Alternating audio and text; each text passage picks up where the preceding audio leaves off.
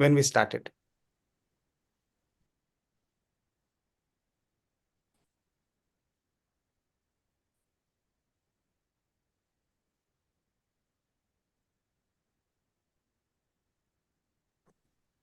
Namaste and greetings. I, Heer Lakhani, researcher at IMPRI, Impact and Policy Research Institute, Prabhav or Niti Anusandhan Sansthan, Nai Delhi, extend my warmest welcome to you all to IMPRI Web Policy Talk.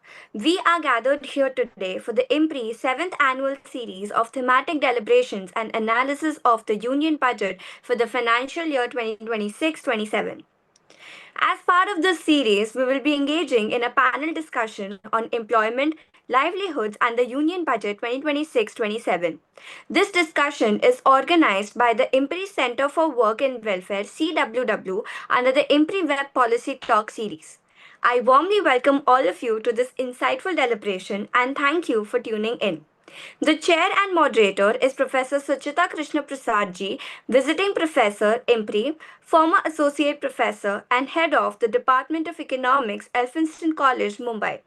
Today's expert panelists include Mr. Sandeep Chachra ji, Executive Director, Action Aid Association, India and ex-co-chair, World Urban Campaign, UN Habitat Advisor, IMPRI. Ms. Amarjeet Kaur ji, General Secretary, All India Trade Union Congress. Mr. Udit Mishra ji, writer for the Explain page, The Indian Express. Professor S. Irudayarajan ji, Chair, International Institute for Migration and Development, India. Professor Randhir Singh Rathore ji, State Project Director, Haryana State Higher Education Council. Professor Praveen Jha ji, Professor, Economics, Chairperson, Center for Economic Studies and Planning, CESP, School of Social Sciences, Jawaharlal Nehru University. The conveners of the program are Dr. Simi Mehta ji and Dr. Arjun Kumar ji.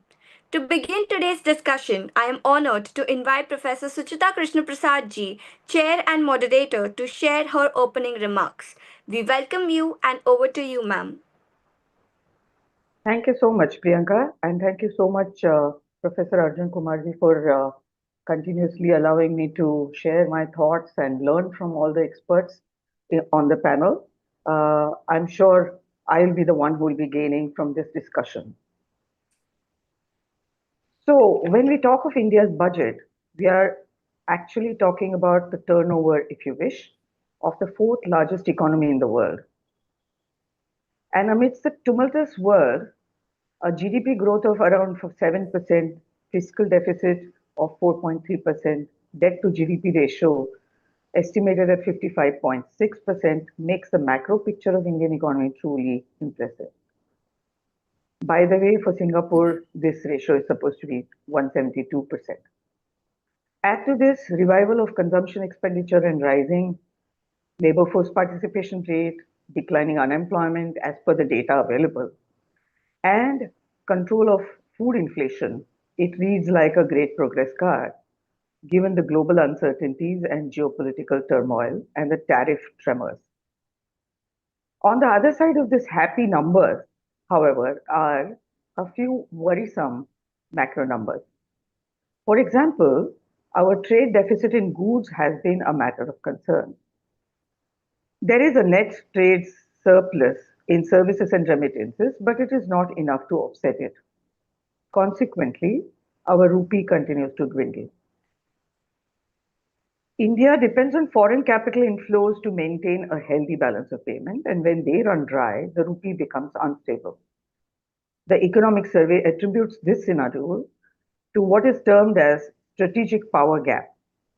The strategic power gap index reflects the nation's ability to position itself globally through a network of networking in international relations. A currency, we are told, is likely to underperform because of a poor strategic power gap index. So, are we then a victim of geopolitics?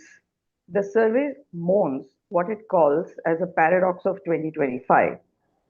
To quote the survey on page number 8, India's strongest macroeconomic performance in decades has collided with global system that no longer rewards macroeconomic success with currency stability, capital inflows, and strategic insulation.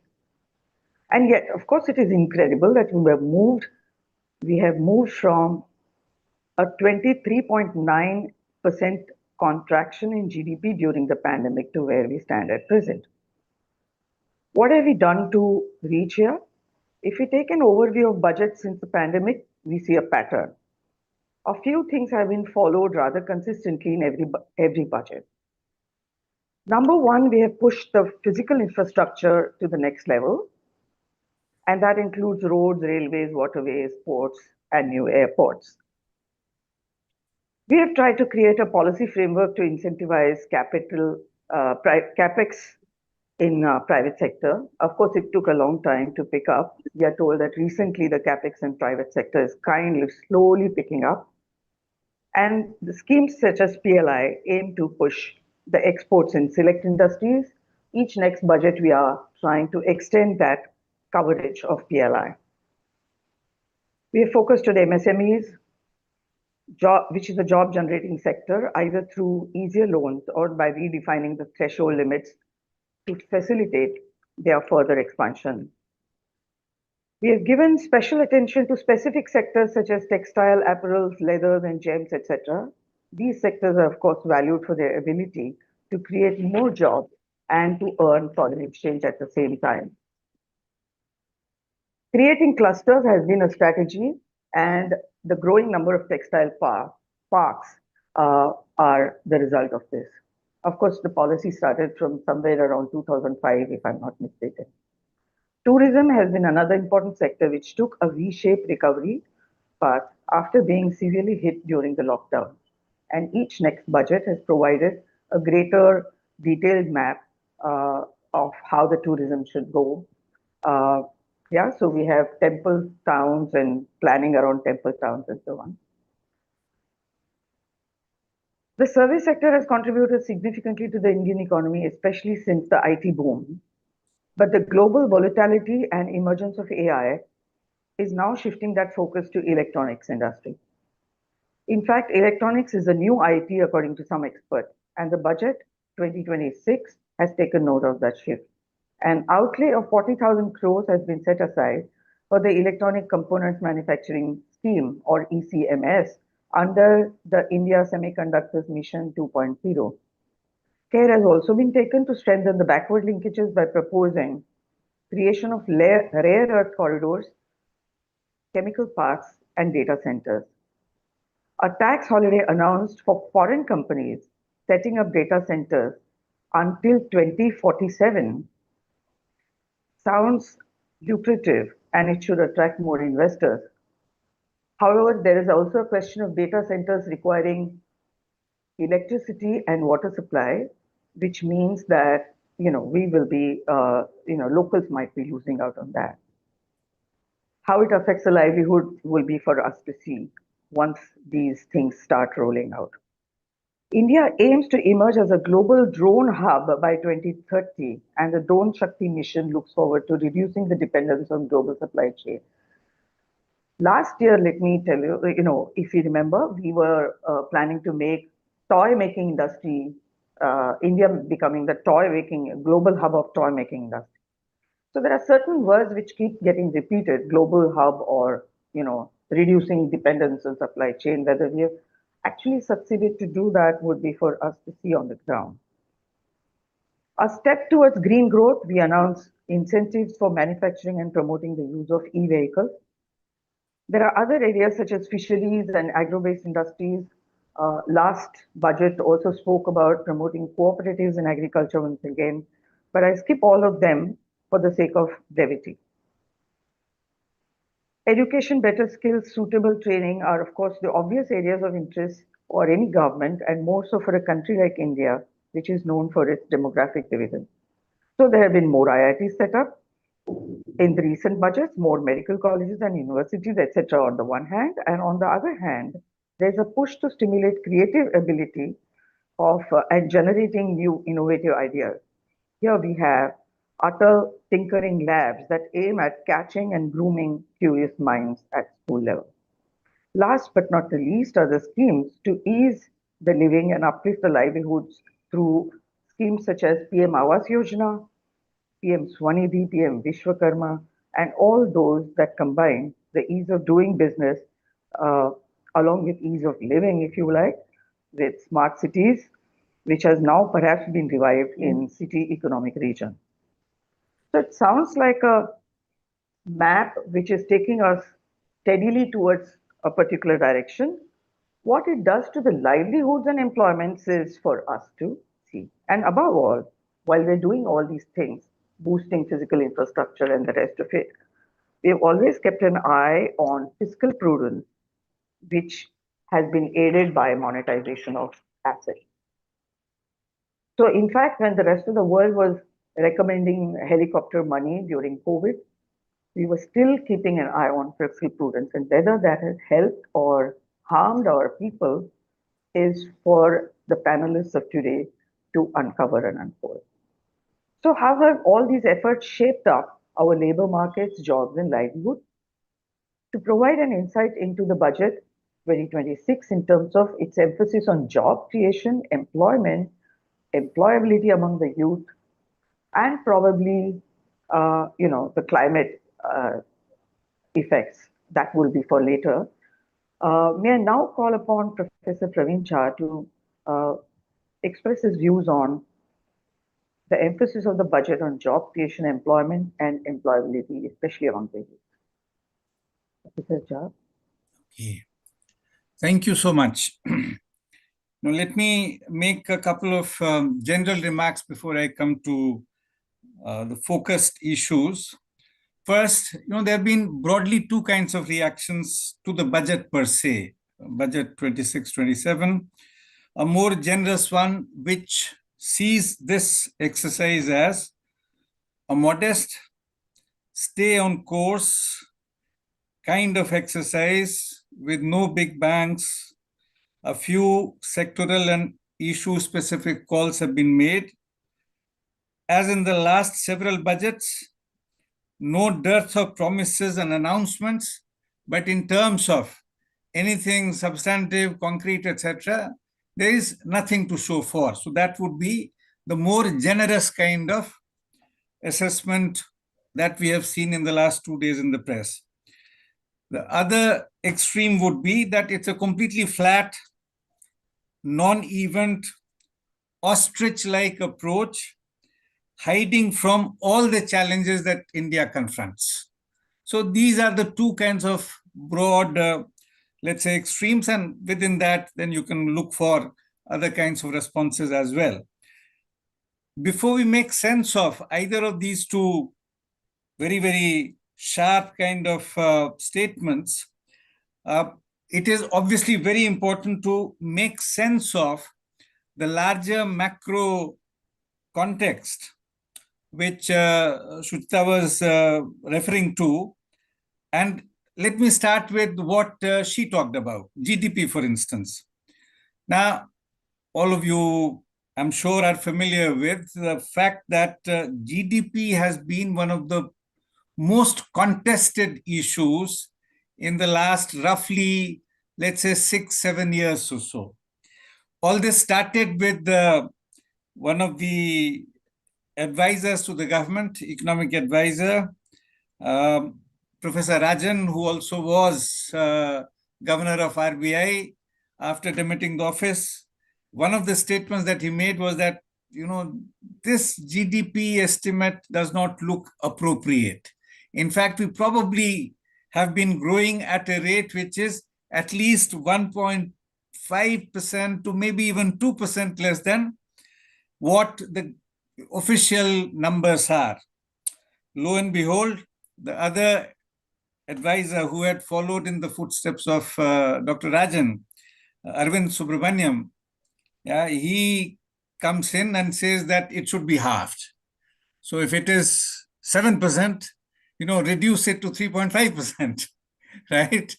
Now, these are those who belong to the establishment, right? As soon as they demit office, soon after that, there are these very serious doubts being expressed on the most basic numbers, so to say, namely the GDP.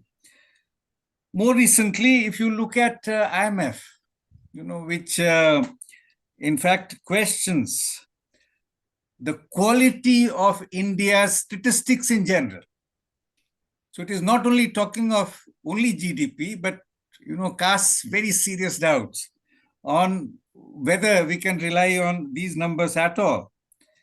You have a very recent estimate from one of our only two Nobel laureates from India in economics, Amarjeet Banerjee, and he says that the numbers are a mystery. We can't quite make sense of it. Is it a mystery? Is it a mystique? What is it? Yeah, so it just becomes quite problematic, right? Now, that's the backdrop. Now, these are voices which are very much within the establishment. All the numbers that I mentioned in the last minute or so coming from economists and institutions, which are very, very mainstream. So it's not coming from some radical kind of stream of left-wing criticism and so on. But so that is where we are. In fact, if you look at the latest economic survey, what does it tell us? It's a bit of a mystery that if this is indeed our GDP growth rate, why are investors exiting in hordes? I mean, they're just voting with their feet. I mean, this is my phrase, not economic survey's phrase, right? It also says that it is indeed a mystery that rupee seems to be the most underperforming currency. Yes. In, certainly in Asia and a large part of the developing world and so on. RBI, its most recent statement, it says that savings, the current savings ratios are at a multi-decade low level, right? Consumption is really muted. Inequality has ballooned. We are talking of highest inequality in almost 100 years or so. Piketty's report 2025, which became talk of the town. If you look at revenue and expenditure as a ratio of GDP, Rathore Roy, a very recent number that he has given us, is that both these are stagnant between 2016-17 and 25-26, roughly around 9.5 to 10% is the ratio of revenues, and expenditure somewhere around 12.7 to 13% or so, right? Now, these are the standard macro kind of estimates, which then tells you that something is very worrisome about our economic health. On top of that, if you go into sectors and so on, everybody keeps talking about it, that crisis in rural economy continues to deepen. If you look at all the PLFS estimates recently, all the other estimates that are relevant from this point of view, you find that real wages have been more or less stagnant for almost a decade or so, right, in rural areas. Now, these indeed are extremely, extremely worrisome numbers. If you look at research and development expenditure for agriculture, rural economy, again, there is a kind of compression there and so on. Now, that's the broader macro picture. Within that, then, what happens to resource mobilization? How do you, in a stagnant economy, how do you hope for increasing the resource envelope? There are only two ways. Either there are higher taxes, or you have to take recourse to higher deficits, right? Now, as we know from 2019 onward, the whole question of deficit has become anathema, increasing the deficits and so on. The so-called sound finance has become the rule, right? That it should not. In fact, this has been the case since FRBM was adopted 2003 and so on. So since then on, there have been some violations of that every once in a while, but especially in the last decade or so, except for the COVID period when the deficit really expanded, we have stuck to this sound finance kind of story.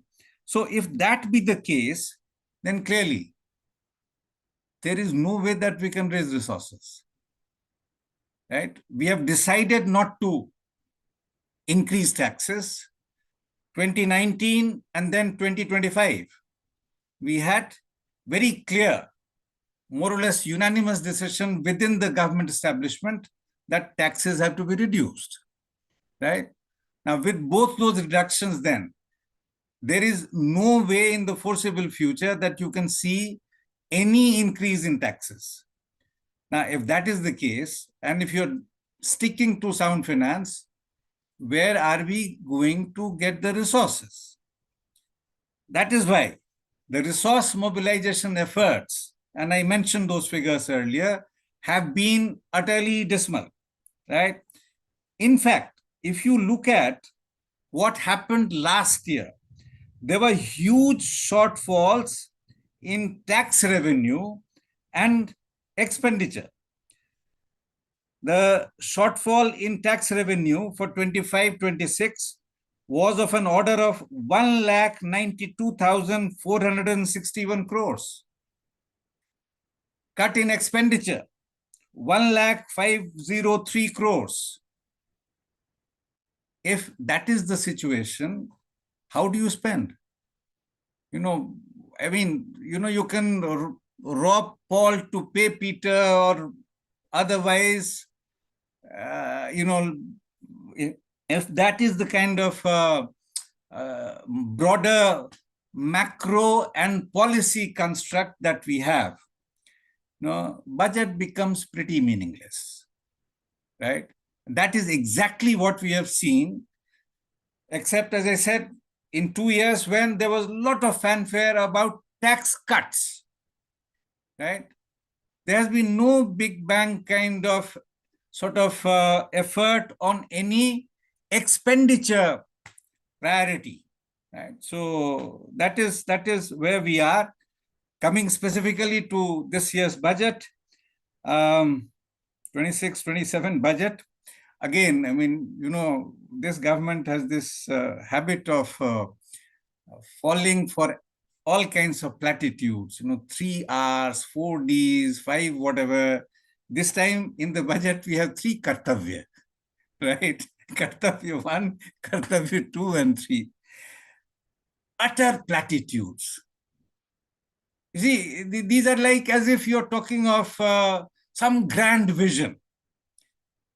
A vision is okay. You have your vision of 2047 and Viksit Bharat and what have you, but budget is a much more modest exercise. Please do that, madam, right? That is exactly what you're supposed to do. For any particular year, then you have to say very specifically that, okay, these are the things that we are doing. All right. Now, if you come to the specifics, I'll take another 3-4 minutes, not more than that, Suchita. So, broadly, with respect to Kartavya 1, we are talking of scaling up manufacturing, and we talk of 7 broad areas and so on and so forth. For lack of time, I'll not get into all kinds of details, but this whole business of catching up on any of these with any reasonable competitor should have been the objective, right? Or other kind of comparative quest could have been that, okay, things have not been done thus far, we will do it in this particular year. Now, on both these counts, we fail miserably.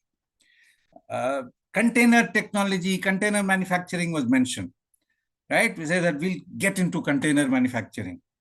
Now, let me remind you, some of you may know this number, others who do not, please note it. China accounts for 95% of container manufacturing currently in the global economy, right? what kind of money are we putting on that container manufacturing expansion? It is not even peanuts. It's joke of a peanut, right? Where does it take you? On this whole business of where you want to kind of reach out to the world, produce containers for the global market and so on. I mean, what is this, right? Thinking of creating, a very good intention, creating champion SMEs. Easier said than done. Yeah. How do you do that? By doling out, some 10,000 crore has been set aside. You have of the some sort of 585 million enterprises in this country. 98% plus are MSMEs, right? Now, with this 10,000 crore, what are you going to do with them? Right? So these are some of the very obvious issues which immediately hit you hard. That are we on some funny page in a story which is being narrated? Are we serious at all? Yeah, I think these questions need to be asked. I think if there is only one thing. I'll just wind up. Probably the only little thing where you can say that, okay, there was a bit of some sort of seriousness, that is in terms of infra push, especially public capital expenditure, 12.2 lakh crores. Okay, the number seems reasonably okay. Yeah. Rest of it is more like platitudes and so on. So IT sectors, a growth engine, and I mean, just look at who's driving who. I mean, if you get into some of these things, coming specifically to questions of agriculture, livelihood, employment, and so on, it's a completely dismal story. So let me stop there as my first set of remarks. Thank you. Yeah, thank you for bringing out several absurdities and, starting from a very methodological question of how the GDP is calculated. And of course, there are other areas where funds may be really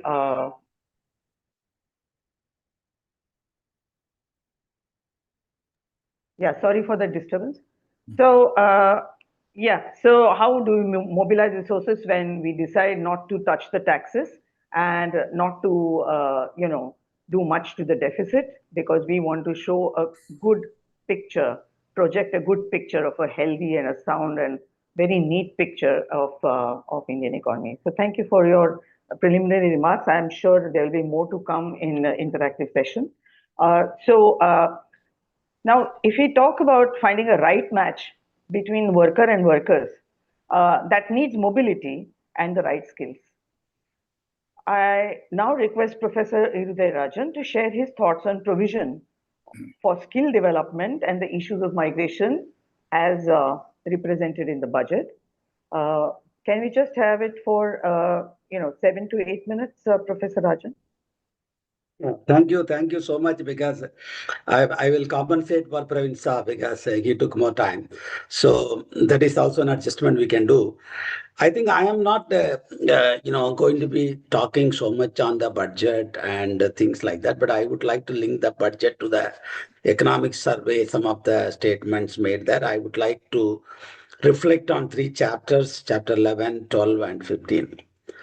Now, there is something, because I would like to comment as a demographer, not as an economist in this particular context.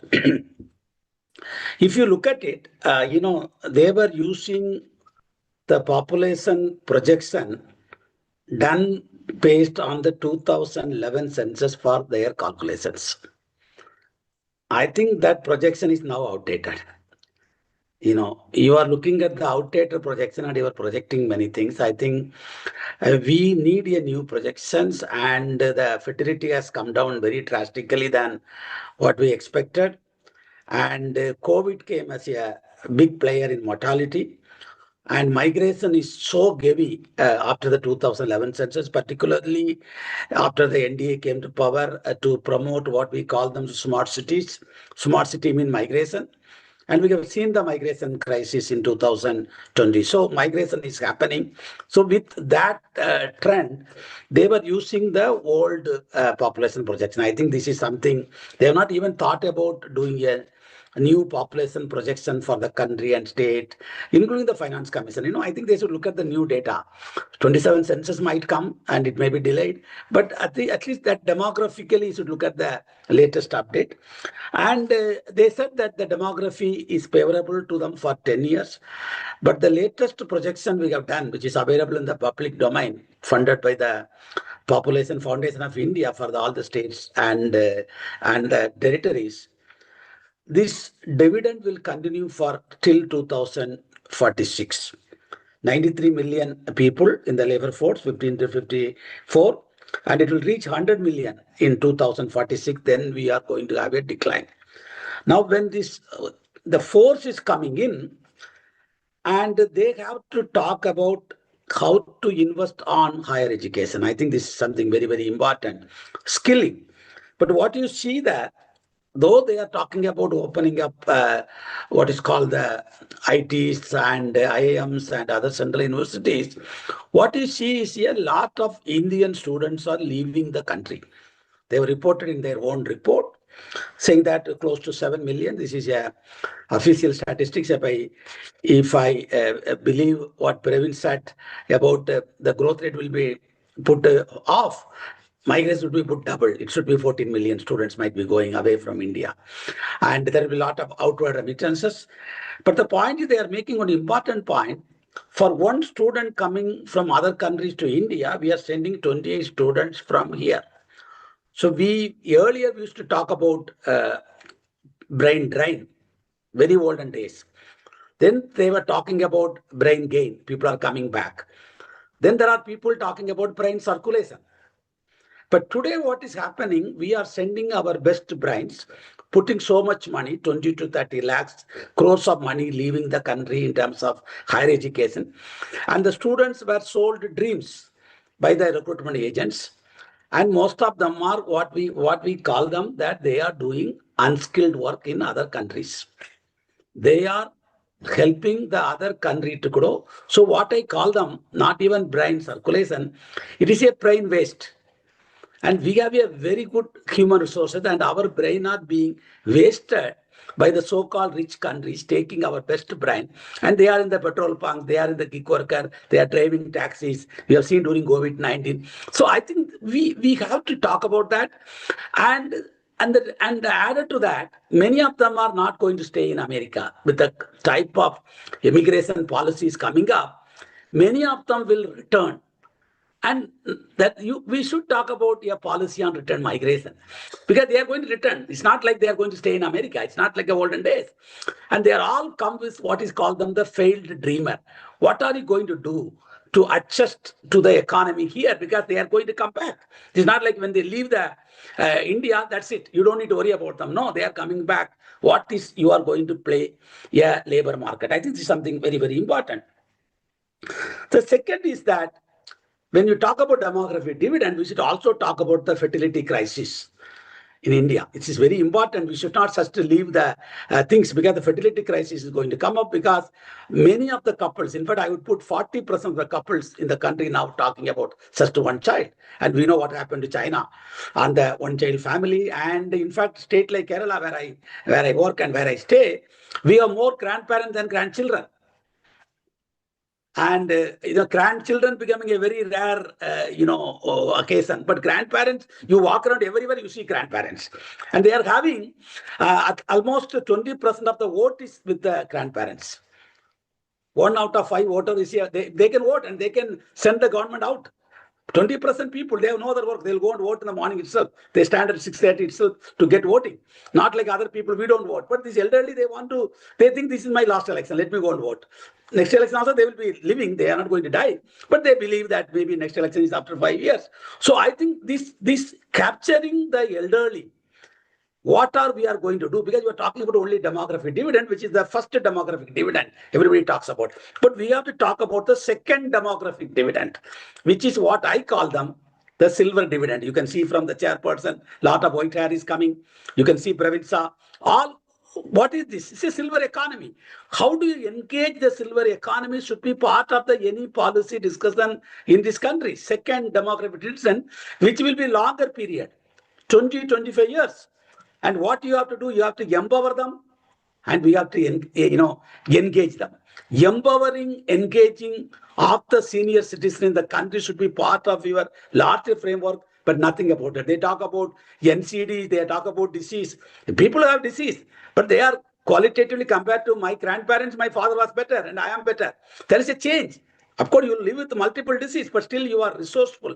You don't need to brand the elderly as they need care. They need care. I know that 40% of the unpaid work in the survey, they are talking about the land use. This is all by grandparents for the grandchildren.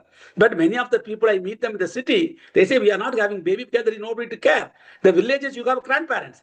You can't, like how much these grandparents are contributing, we are not talking about. That's very important. And finally, Prime Minister of India want to make India as a skill capital. They are signing several agreements, EU mobility agreement, everything. And we are not talking about fair migration. We have to talk about fair migration, and we should talk about legal, orderly, safe migration. We have case of the undocumented migrants coming from America. So we should talk about safe, legal, and orderly migration. And we talk about what is called, what I call them, the skills. But very sad to notice, our skilled people are being de-skilled in many countries. De-skilling is happening because they're getting money, but they are not doing the work. I would put maybe 70 to 80% Indians who are abroad. They are not doing the job what they are qualified. They are getting money, but they are being de-skilled. And we are talking about skill formation, skill gap, skill capital, skill program. But we have to check, are they being de-skilled? And closing, we talk about digital addiction, but what about digital illiteracy? Among the senior citizens, among the migrants, they are not able to transfer money. I think digital addict is one part of the story, but there are people. We did a survey, only 20 to 30% elderly are able to use what is called the Google Pay. And today you can't live without Google Pay because you are being cheated. You have to remember the number, and anything you want to do today, everything is digital. You want to buy a food, you want to book a ticket. I think creating a large chunk of elderly citizens, and you are not talking about them, and that is what the SDG goal talks about. No one should be left behind.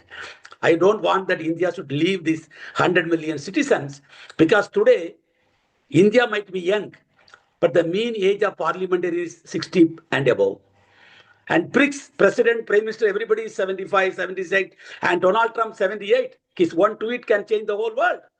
So that we have to look at it very carefully and look at the elderly as assets and give them, empower them and engage them. I'll stop here for the time being. Thank you very much.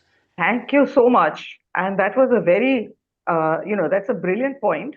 Number one, no census after 2011. And so what data are we depending on? And secondly, our students going out. Earlier, we used to say, why can't we retain engineers in our country? Why do they go there? It's now a question of why our 12th standard students don't stay in our country to complete their graduation. The whole thing about wastage of skill when they go out just to survive the kind of jobs they do. And very important point, sir, that you made about the changing demography, particularly of the southern states, where probably the demographic dividend, so-called, of the first demographic dividend has kind of been exited, and we have the silver demographic dividend. And it's a very important point to effort should be made to increase the digital literacy so that there is no digital arrests. And off late, all the cases of digital arrests and frauds that you hear of are involved with the senior citizens, and that's a big thing that we need to correct. So thank you so much for this very new insights into what we should do about our people. So We talked about digital literacy, and that takes us to education sector. So may I now call upon Professor Rathore to express his views on the education sector and the livelihood opportunities arising out of it, and how the budget deals with it, if possible. Professor Rathore. Thank you, Professor Suchita. Once again, thanks to Dr. Arjun for inviting me on this platform. So specifically, I will be talking on the education sector in the context of the present budget, but just give a broader picture that when we are saying the education sector, I will divide it into the growth of education sector rather into three different verticals. The first and foremost important part of this sector is accessibility, that the education should reach to the maximum. And second is the quality. And the third aspect is the relevance of that particular education, that whatever, because a lot of discussion took place that whether the education which we are giving is relevant to pursue the livelihood or not. So that is the third aspect. So when we are talking about the first one, that is accessibility, so in that we have clear targets with us. NEP is also talking about that the gross enrollment ratio in the school side should reach 100% by 2030. The gross enrollment ratio in the higher education should reach 50% by 2035. So we have clear targets. And in order to achieve this target, as everybody knows that, especially in the field of school education, means a lot has been done actually, means that infrastructure, the teaching staff, probably the sufficient numbers are there, and that's the reason that in primary level we are almost that GAR is around 100%. Yeah, some dropout cases are there when we are moving to the higher education, but that should be taken up separately.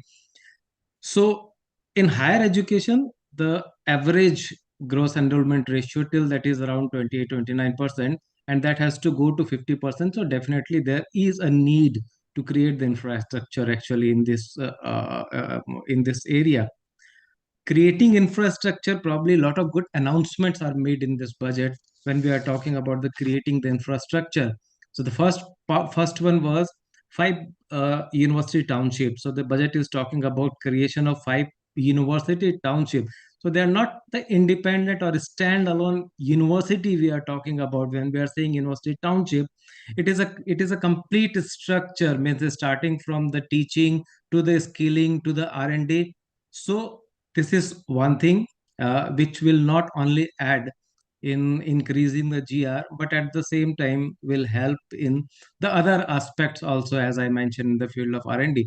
Similarly, another important announcement was 5 regional medical hubs also.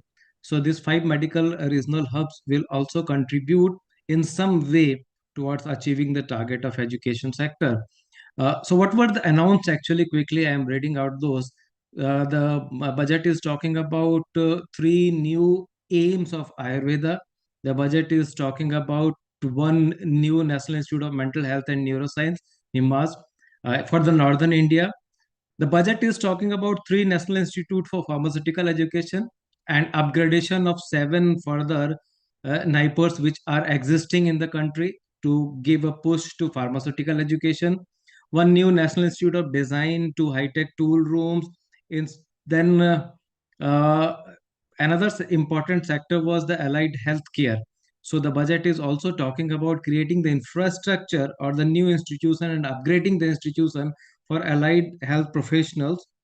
Another aspect that is in the veterinary education, vet education, and associate area.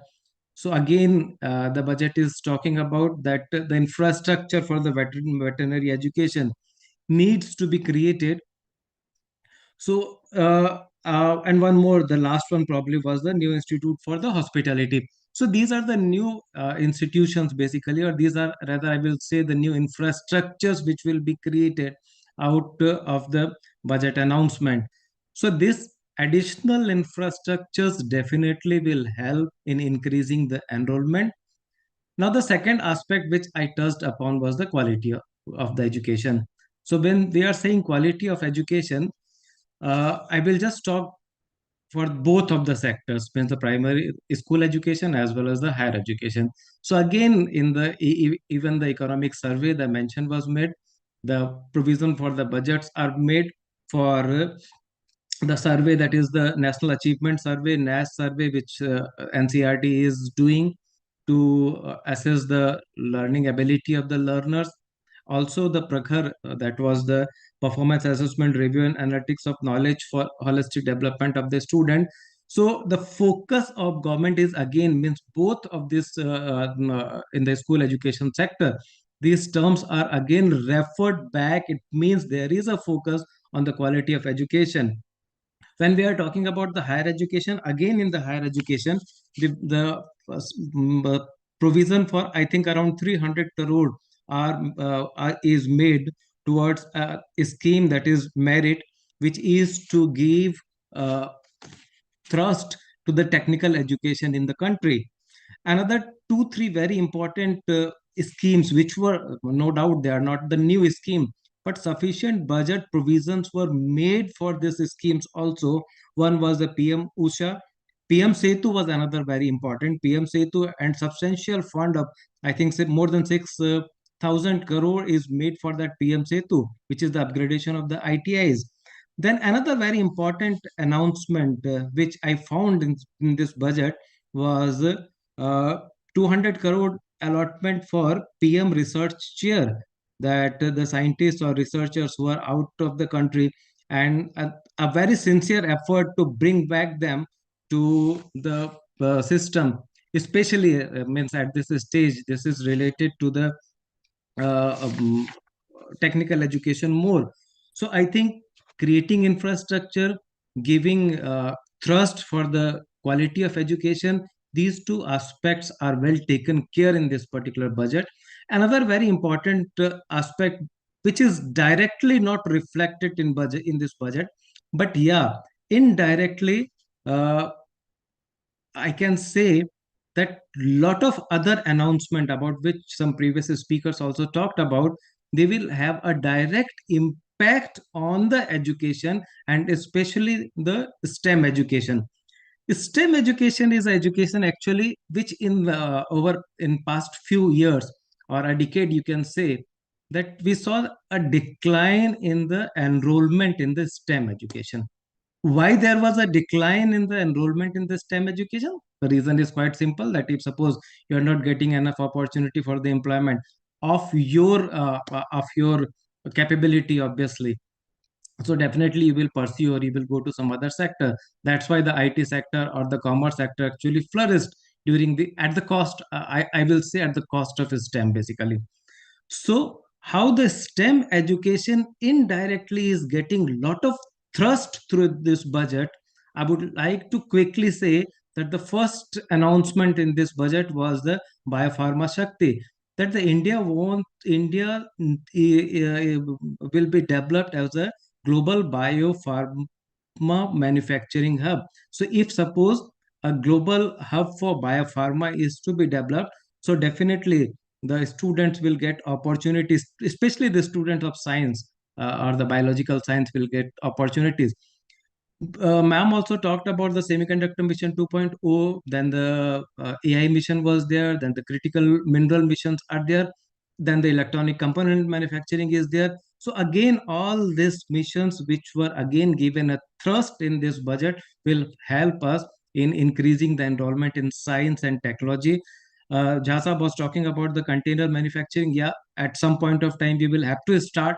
If China is at 95%, so they might have started from some point of time. So the container manufacturing, the government has started giving emphasis on that also. So that container manufacturing, construction equipment manufacturing, ship repair was another part. Then sea plan, because 20 new national waterways were proposed in this budget.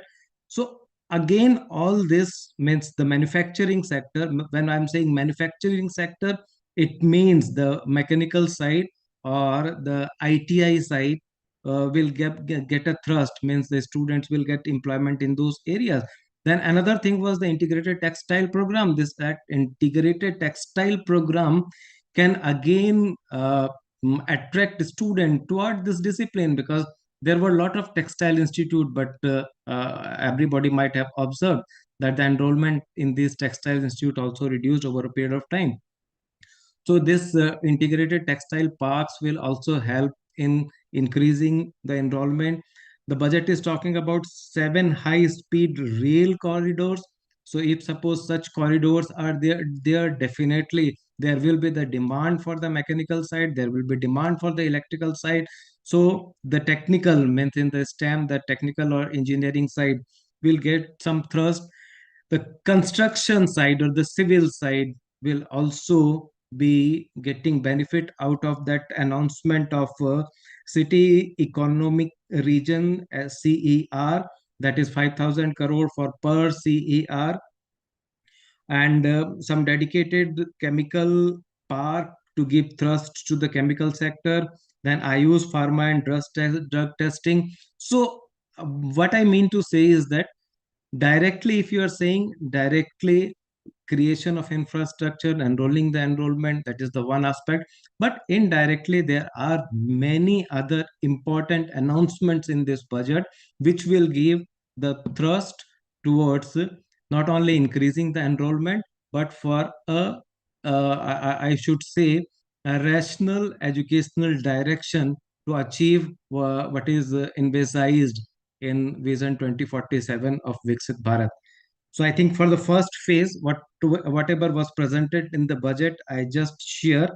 During the discussion, I will take up the other points. Thank you. Thank you very much for presenting a very detailed canvas of what are the announcements and what may happen when those announcements actually roll out on the ground in a real force. And of course, you mentioned about accessibility, quality of education, and the relevance, right? So I would like to know from you later that there was also an announcement about Orange Capital. Yeah, the schools will be, school children will be taught how to manufacture, how to make reels and send them.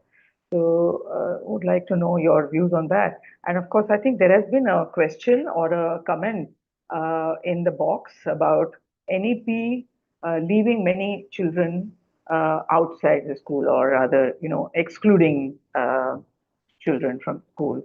So maybe you can take it up at the second round of interaction. So, okay, so from education to employment, when we move, we talk about urban and rural sector. And here we would like to listen to Mr. Sandeep Chachra, who will present his views on urban and rural employment and overall well-being. If possible, also touch upon climate change, because that's an important area on which I think the budget has not made much announcements. Yeah, so Mr. Chachra, are you here? Yes, and thank you, and greetings to all who are listening in or watching it later, as well as thank you to you, Professor Krishnaprasad, and colleagues at IMPRI for having me here. I will, within 7 to 8 minutes, try to do my best to cover the vast plethora of things you have indicated, and I hope there's time for interaction. So let me say that every single budget cannot be seen in isolation, and the budget of 26-27 comes in at a time when it inherits, with all the previous ones, a humongous distress of what I would call working people that transacts across rural and urban, workers in organized and beyond organized informal sectors. I'll focus in there. So that's where I want to make the first point. And therefore, every single budget, which we have been doing, needs to be analyzed from the perspectives of the working people, which is of our country. We can call it, for the time being, a caste, class, gender, and ethnicity analysis of the budget. I will not limit it only to a gendered analysis of budget. That's the second point I want to make. And I think I invoke all to study the figures from those perspectives and realize how do they respond to the largest segment or the majorities of the people of our country. And in that context, I often invoke the thinking of what's called a songbird. A songbird in every single budget which can sing a song which is music to the ears of our people in India.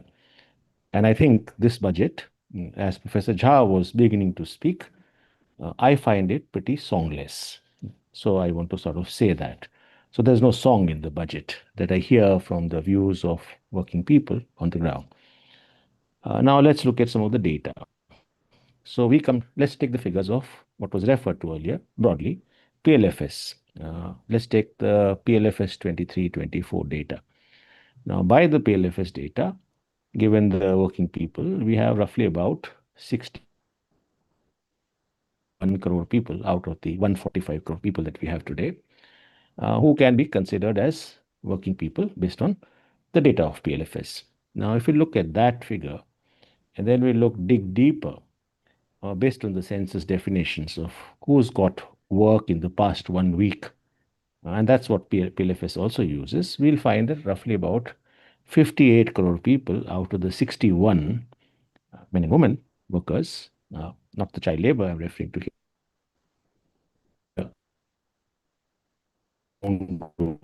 work in the last. That 3 crores of people wanting to work have never found work. Now, that's not a small number. But if you now dig deeper, and can you please? Because I see weak internet connection. Am I audible? Yeah, the voice is breaking a bit. Professor Krishnaprasad, Yeah, am I voice is audible? breaking in between, but maybe you can repeat. Now it's better. Yeah. So out of the 61 crore people, roughly about 58 crore people found work. This is 23-24 PLFS data. And 3 crore never found work, despite wanting to work. That's not a small number. Now, if you look at income figures for the same PLFS data, we'll find out, and I've noted some figures here. And these are data analysis done by fellow and competent economists on data crunching based on government data, whatever inequalities may be there, notwithstanding. We'll find that out of the 61 crore, only less than 22% or of people, actually 22% of the people of the 61 crores earned less than or more than 22,000 rupees per month. That means roughly about 70% or 72% or 78% of the people were below 15,000 per month. And similarly, if you look at the other side, 27% or therearound earn less than 100 rupees a day. This is the income data from the PLFS. Whatever of the Indian workers, actually about half the Indian workers roughly earn less than 10,000 rupees per month. So this is the factuals on the one side. We are arriving into the 26-27 budget with these numbers. And who are these workers? What's the trend there? Casualized, informal, insecure, despite the promises of so-called labor codes. Casualized, informal, part-time, out of work, half in work, periodic work, all kinds of continuum there, which we would largely call people in the reserve army of labor. Available for work, partly employed, shortly employed, 1 week, 1 day a week, some on the other extreme, not employed at all, which includes, for instance, refugees, just to sort of make it more popular and make it more relatable. And what is the other trend we see in these years? The other trend we see is a massive growth in women's workforce participation. It's nearly doubled from 23% to about 42%. And what drives women into work? I mean, it's welcome. It's welcome. But what is the precarity driving into their work? And welcome. But what is it? And the construction of women agencies there is quite clear.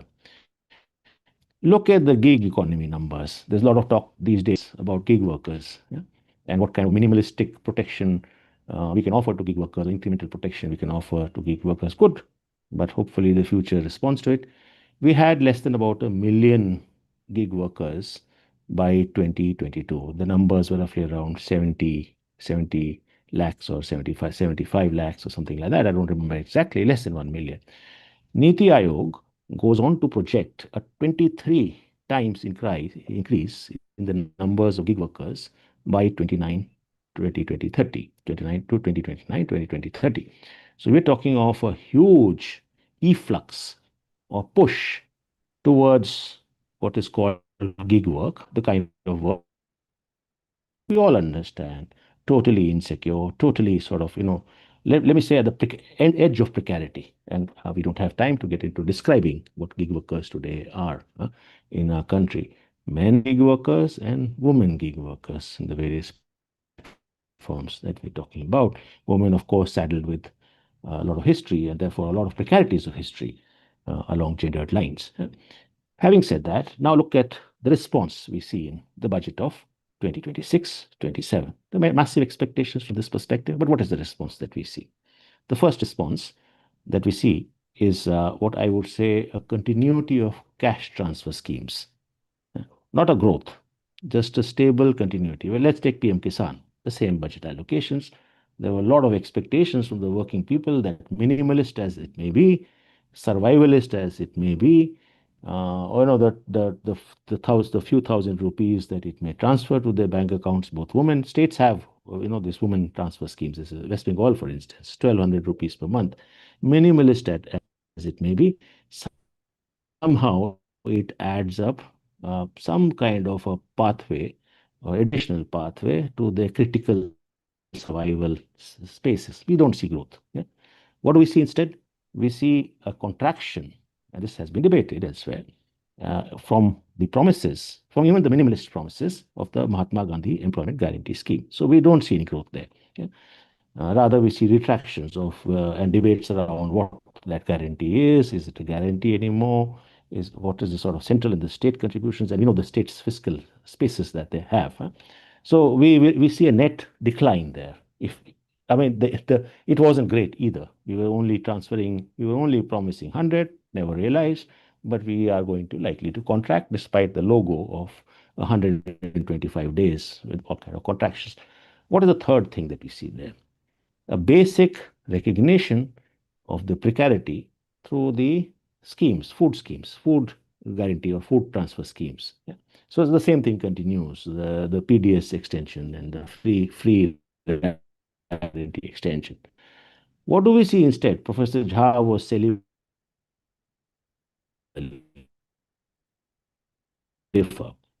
we see CapEx expenditure, the capital expenditure. It used to be 2.38 lakh crore rupees. Today, it has climbed up 10 years later to about 12.2 lakh crores, and reasonable and doable perhaps. But what's the analysis around there? If it is promised as an employment guarantee scheme, we need to review what's happened. Now let's look at this. Last year and the year before, roughly about 60% plus, in some analysis 62%, of the CapEx expenditure was consumed by railways and road corridors, road and railways. Has it created employment in any meaningful ways? All data will tell you. Some will justify it as time lag issues, that it will in future, these freight corridors, it will in future create, but it hasn't happened. The other promise was that governmental CapEx expenditure will crowd in private investments, both FDI-based investments as well as domestic capital investments. It hasn't happened at all. All data, I think we have the numbers. Yeah. Investments. So why it has not creating employment? What we have really created is a very capital intensive sort of situation. And therefore, with this, don't see any specter of massive growth in employment or even an incremental growth in employment. And the results are out there to see, with the swelling number of gig workers, by the swelling number of out of work people, partially employed people, precarity in agrarian and urban India. So this is what we see at the moment. What we also have is this vexed situation of so-called trade deals. Yeah? The budget didn't talk about it too much, but it's at the backdrop. So what was our response in the budget?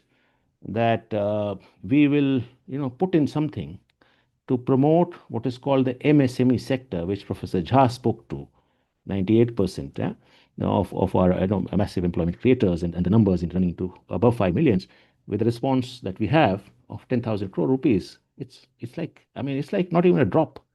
And that too in the context that we will put money into MSMEs which are going to protect our exports. make our exports competitive. And the idea was footwear, leather, textiles, because these have been very highly hit with the US trade deal. Now we come to the trade deals. I think more analysis is needed because we just have the headlines. We don't have the details of trade deals. But from what we hear, that these are incorporating, these are deals which will drastically impact our agriculture sector. These are deals which are likely to drastically, because dumping is going to happen.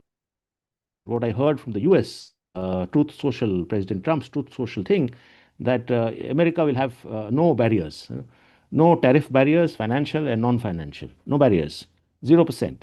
So people will come in India will get an 18% tariff deal. We don't know. We'll see the details later. The same thing goes on to EU. So for my understanding of the headlines and outside information to be verified is that this trade deal will enable sort of EU dumping or EU access to a agrarian sector, to animal husbandry sector, to a fishery, which will incorporate workers, informal workers, working peoples in all of these sectors at the lowest end of the value chain, perhaps exploitative end of the value systems. Now, this is something that we also want to sort of look at in the context of the budget. Of course, the budget numbers won't directly talk to it. The other thing I want to say, and quite quickly in rushing this proposal. Just a couple of minutes more. A minute and not more, ma'am.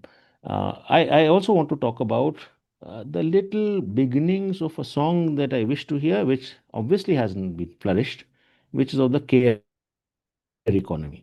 So to your point that what appeals to you in the budget, of course, not by the numbers that the allocations have been given, is somewhat the recognition of women in the care economy, of women per se, the idea of working women's hostels, the idea of women's hostels, the idea of preparing some 10,000 or some, I forget the numbers, or a lakh women caregivers, again with an eye to exports, which Professor Rajan was speaking to, how resilient, how safe, how protected, those are questions to be asked. But the beginnings of that and the recognition of the fact that perhaps we should really protect, we should really encourage, we should really protect, and we should really sort of move forward to pathways for women's employment, I think are areas to be talked about. In ending, let me say in this critique that I just made, or in these observations that I made, the pathways are quite clear. What is this budget? And that's where I find a gap doing to solidarity economy. What is the kind of investments and budget allocations that we have enhanced or multiplied? It needs a multiplier in terms of cooperatives and people's solidarity economies and people's collective economies, whether in rural or urban India. I don't see that. And that relates to your question of the point you were making about climate. The budget is climate silent. Yeah. So you said it yourself. Now, what would have the working people expected? A minimalist thinking. Yeah. Even in the minimalist way, they would have expected some thinking, some articulation, and therefore the money to boot. It's not, budget is not rhetorical talk of the kartavyas only. Yeah? Kartavyas have to translate the ground. So would have expected loss and damage compensation to the people who lose their jobs, to the urban workers who lose days and days of jobs to air pollution and ban on construction in the urban centers, or on heat waves, to the people whose habitats are lost because of landslides and floods, whose homes are gone, whose small agricultural plots are gone. Women and men, children, would have expected that there is some recognition, some kartavya-like talk, the fourth kartavya, of protecting our people in terms of climate-induced loss and damages, huge losses and damages, not just to work, to lives, to health, to livelihoods. The kind of protections, health protections that the health budget today is not the topic of the health budget. We don't see it there. So I think we necessarily need to have these conversations on the class, caste, ethnicity, and gender dimensions. Unless we, as in the popular media or on these kind of spaces, unless we start to look at budgets from the perspective of our working people along those lines, we are not going to be able to create a public discourse. We are not a country which is homogeneous. Not a country which is monolithic. We're not a country where talk of budgets, I would like to say in the first instance.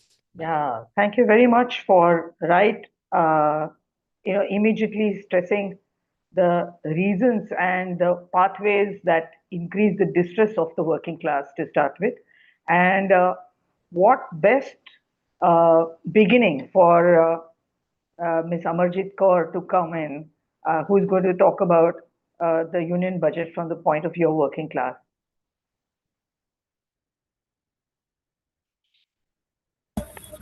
Thank you, Professor Suchita. I should thank Professor Arjun for inviting me to this webinar. And my job is made quite easy by the previous speakers. I agree with the analysis made by Professor Praveen Jha. Most of the points he raised and the questions he raised, I agree with that. And the questions raised on the question of migration and de-skilling of our youngsters who are going abroad, that was by Irudayarajan ji. I agree with those assessments. And just now what Sandeep ji mentioned about the gravity of situation, how many working people are there, those who are getting some kind of work 1 day, 7 day, 10 day, or full time or regular or outsourced or casual or daily or contract workers. And this budget doesn't talk about that as far as the working people are concerned. And he said it is songless budget. That's true, but there is a song, and that song is finish of this country even to remain as a welfare state. So that song is very much there. So what has things which Suchita ji mentioned, Praveen ji also mentioned, that big terms are used, big announcements are used, so many hubs to be created, so many corridors to be created, smart cities to be created, all that. But when you come to the ground reality, you find that nothing has moved as far as those things are concerned, or very little has moved. And their situation is something different. When GDP was being discussed by Suchita ji raised this question, and Praveen Jha ji very clearly mentioned about which economist is saying what thing. But the government is not at all realizing. I'm reading their situation which they have mentioned in the recent meeting in Davos. They had mentioned that we are emerging market, and we have left behind Japan to become a 5 trillion economy, to achieve Viksit Bharat by 2047 goal. So it has to give further impetus to ease of doing business. Now, this is what they stated in Davos. So what does it mean? It is total U-turn from welfare state government who should guarantee welfare to the people. And just before the budget comes in the parliament, that has been the trend. They come out with certain schemes and programs which are done just before the budget is presented. And that clearly shows what is the intention of the government. So that's where MG Narega was wound up. And that is where we find you find mention in the budget speech about power sector and generation, and government is bringing electricity bill 2025. You find mention that farmers are going to be helped in a big way, but the farmers are on street because seed bill is being brought, and that is going to hurt India, our universities also, the agriculture universities also, and it will hurt our farmers also. So there are two production forces in our country, the farmers and the workers, and both are left out in this budget. So from that point of view, while agreeing with those points which I said on that, on Professor Randhir, when he was speaking about education, but the truth is that majority of the government schools are being closed. So what are we talking about? And private universities bill was brought, so there is no encouragement to our government sector universities. The shift of priorities for the foreign universities. And then how you are going to excel when the modern technology or the AI question is, because your expenditure year after year, budget after budget in research and development is reducing. So with those things, talking about 2047 and Viksit Bharat and all, it is all trying to sell the dreams only to the people. So that is the serious situation. While announcing these big schemes, what is the truth? The truth is, I quote one example. There was a Jal Jeevan mission. All these missions, beautifully, words are used in every budget after budget. Sita Ramanji has been using very beautiful words and making quotes and all. And this Jal Jeevan mission was started in 2019 in a big way. This I am talking specifically because today also in the newspapers there is a report of deaths from Indore. That's in Gujarat from water issue, polluted water issue.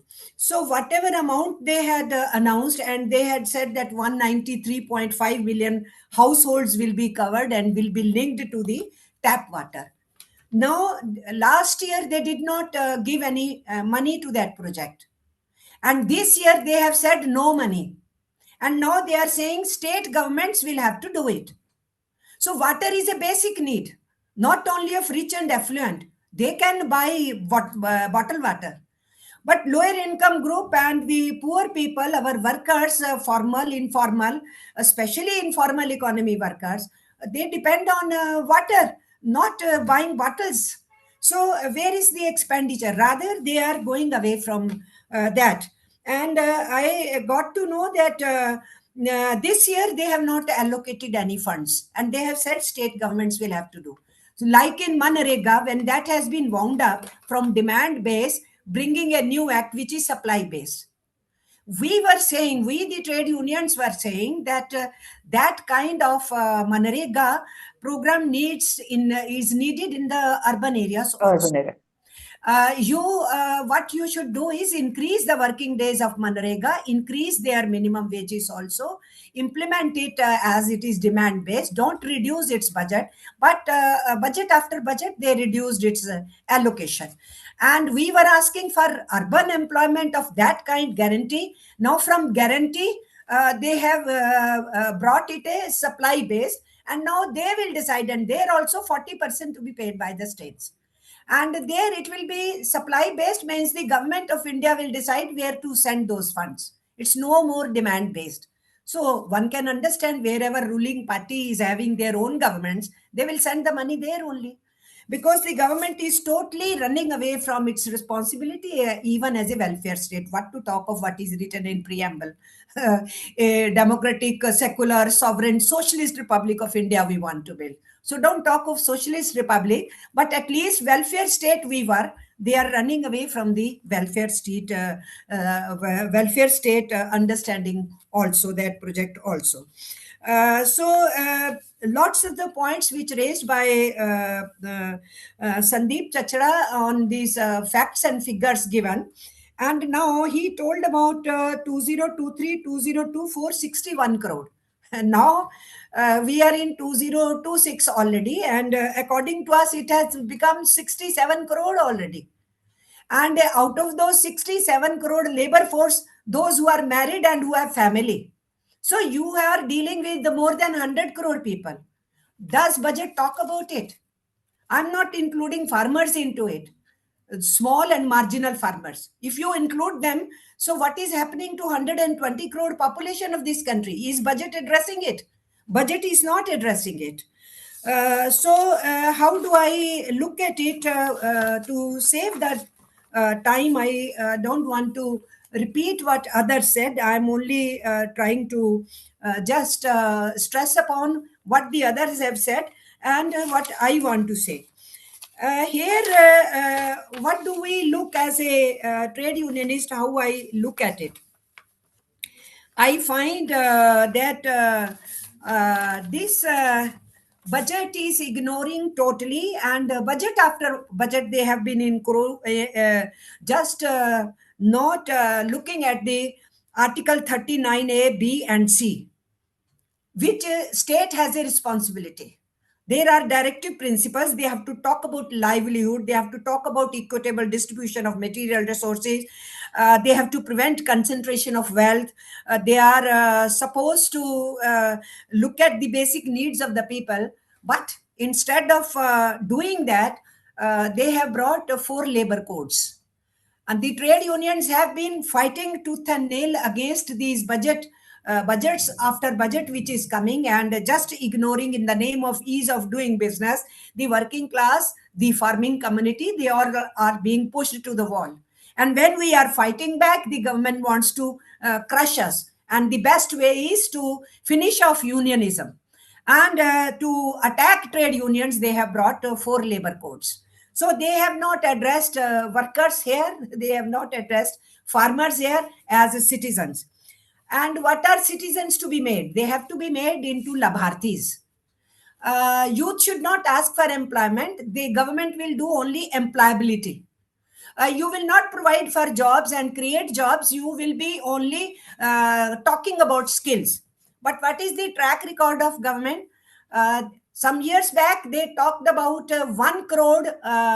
There was a big budget for 1 crore youth to be trained in skills. How many could be trained? Not even 3%. Where is that fund? Nobody is ready to tell.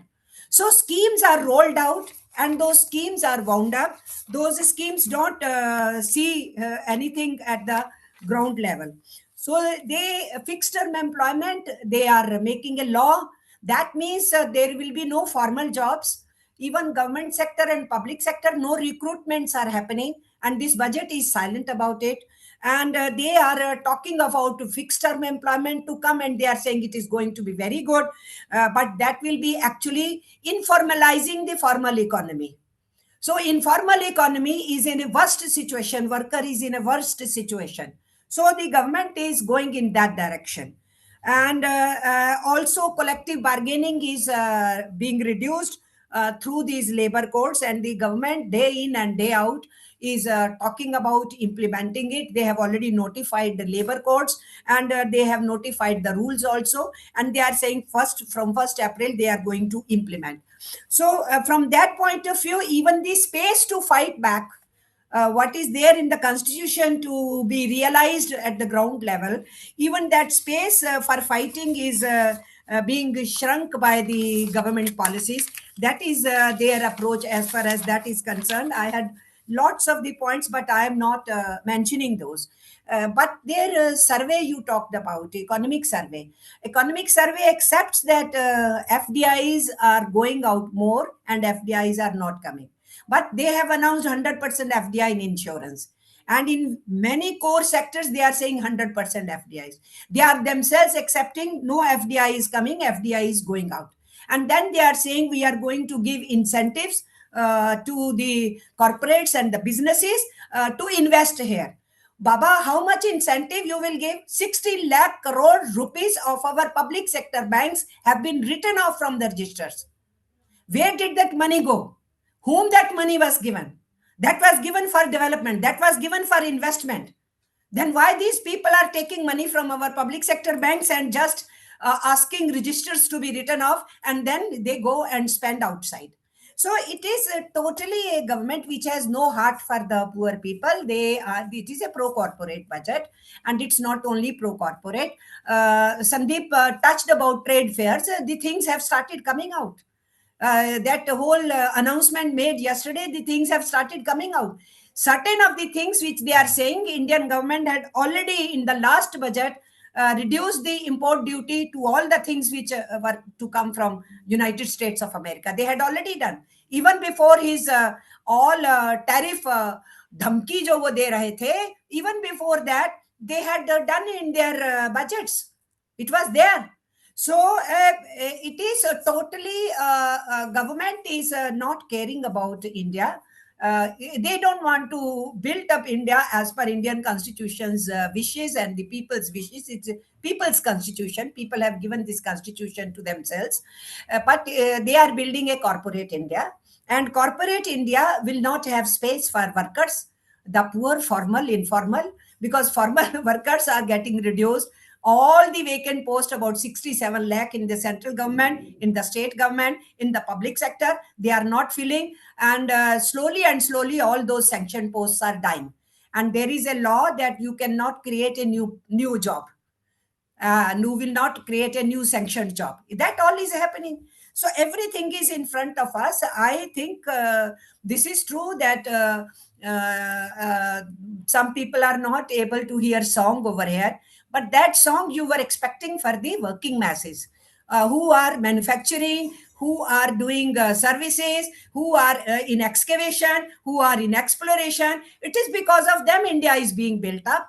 But it is there for them, there is no song. But there is very much song of our Indian corporates and the foreign corporates. Those who are already looting money, there is much song for them. They must be very happy with what Sitaramanji was continuously declaring. So I would like to stop here. If there will be any questions, I will come back to that. I think it is totally to make our people cripple, to make them dependent on doles, wait for elections, announce the scheme at that time, then distribute some money, garner the votes. So you are confident you will be able to, and to keep the people busy, keep them divided on religious lines, communal lines, on language issues, on migrant issue, non-migrant issue, foreigner issue, then our neighbors issue, all that. So keep people busy there, and no, don't worry about it. When the elections come, distribute some doles and garner the votes. We are really in a very bad shape. Our democracy is in a very bad shape. Our harmony is in very bad shape. And our economy is also in very bad shape. I think that the government is compelled to follow these kinds of policies because government wants to build corporate India. And if they have to build corporate India and not an India for all the people for which our freedom fighters dreamed, then that is the only way they will follow. And for us, the only way is to be on the streets and to fight back. On 20th February, we are going to have a big strike where farmers, agriculture workers, and the industrial workers all are going to go for strike, opposing this budget also, of course, but opposing the labor codes and their rules. So we are on the streets and we will be on the streets, and we are opposing this budget also. Already the campaign is going on against this budget. Yeah, so thank you very much, Madam Amarjeet Kaur ji, for bringing your passion and activism into your presentation. I really appreciate the way you brought out the question about Jal Jeevan Mission, and the slogans on the one hand and the schemes on the one hand, and the rights are taken away. In fact, it is my own personal observation that just as firms went flexible, we call something as a flexible firm, where the core workers are few and the peripheral workers are many, so that you can deal with the peripheral workers the way you want. Okay. Similarly, in the governance, political governance, probably when the laws are reduced and the schemes are introduced, it is like the flexible governance, because law gives you a right and law doesn't give you a poster value. Okay. For Ujjwala, there can be a poster, but for right to information, there is no poster. So, one can talk about it at length, but of course, we are constrained by our theme. We want to talk about the budget and where it takes us. Of course, the larger political canvas canvas of the political economy cannot be ignored totally. And thank you very much for bringing in all those insights. We have, of course, spoken about the yojanas, okay, various schemes and the glorious picture that they present to us, and whether you also brought this point out that over a period of time, some of the things may not even remain and the funds allocation may not happen, and suddenly it may be just left to the states to do.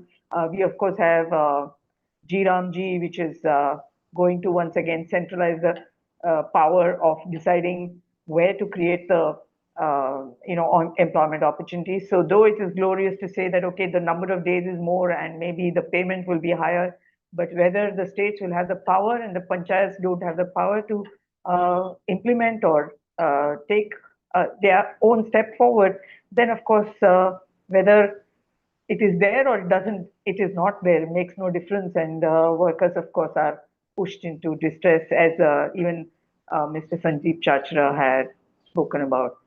So do we have Udit Mishra joining us? I think he was going to be busy elsewhere, but if he has found some time to be here, can we know, Priyanka, whether Udit Mishra is here? No, ma'am. Sir has not joined us. Okay. Okay, so can we take some questions, Priyanka, if you can read out questions, or if the panelists have something to say, the second round of their opinion or understanding after this churning of thoughts has happened, if anybody wants to express a view till questions begin to emerge.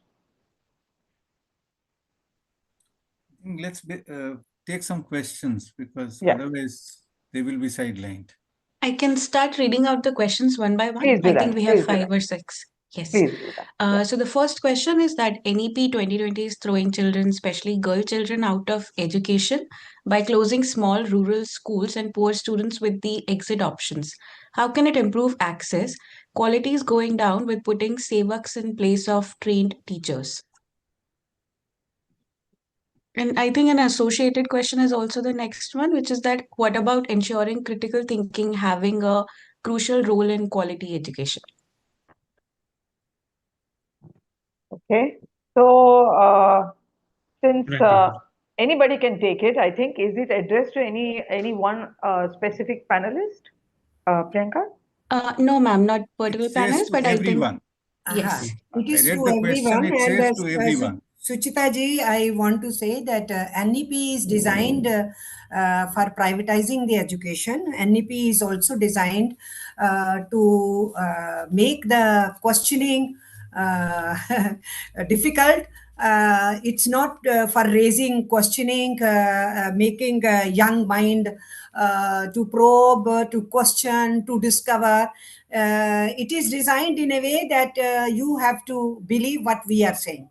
It is It's not. more from science to mythology, trying to go over there. So this question written, critical thinking, of course, we are seriously feeling that this critical thinking is being suppressed. I would just like to add that for in this NEP for the first time, if you will read this NEP with the National Credit Framework, and the National Credit Framework and NEP for first time is talking that there will be equal credit or equal weightages for the experiential learning. So the NEP is not confining the student inside the classroom, whereas it is allowing the student to move out of the classroom, and that learning basically will be, that culture of learning will be inculcated, and that will enhance the critical thinking, the team working, the communication skills. So I think we should read the NEP in line with the other provisions also.